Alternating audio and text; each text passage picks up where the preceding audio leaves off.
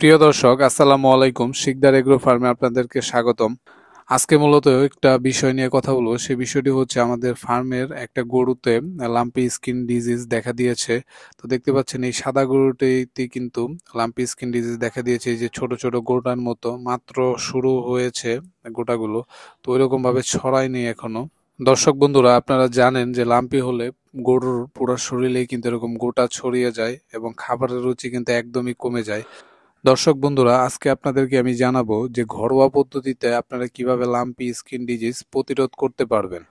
প্রথমে আপনাকে নিম পাতা বেটে নিতে হবে 50 গ্রামের মতো। আমাদের বাসার সামনে একটা নিম গাছ আছে, সেই নিম গাছ থেকে নিমের পাতাগুলো পেড়ে নিচ্ছি। নিম পাতাগুলো পাড়া শেষ, এখন এগুলোকে বেটে একদম মিহিন করে নিতে হবে। নিম পাতার সাথে আপনারা পরিমাণ মতো লেবুর রস নিয়ে নেবেন। তা আমি এখানে একটা বড় লেবু দিয়ে দিচ্ছি এই নিম পাতার সাথে। নিম পাতার সাথে লেবুর রস মিক্স করার পর এখানে আপনারা 25 গ্রামের মতো খাবার সোডা দিয়ে দিবেন। তো খাবার সোডা দিয়ে আপনারা এটাকে ভালো মতো মিক্স করে নেবেন।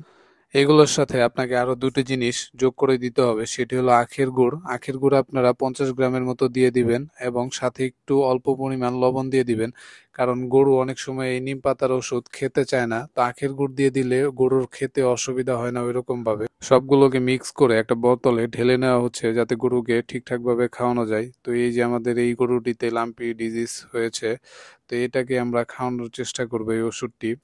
তো এই ওষুধটি আপনারা একটানা 12 থেকে 15 দিন খাওয়াবেন। ইনশাল্লাহ এই পদ্ধতিতে আপনারা লাম্পি স্কিন ডিজিজ প্রতিরোধ করতে পারবেন। দর্শক বন্ধুরা, এখন এই গরুটিকে আমার আব্বা এবং মা দুইজনে চেষ্টা করতেছে ওষুধটি খাওয়ানোর জন্য। তো গরুটি কিন্তু আসলে খেতে চায় না, জোর করে ধরে তারপরে খাওয়াতে হয়।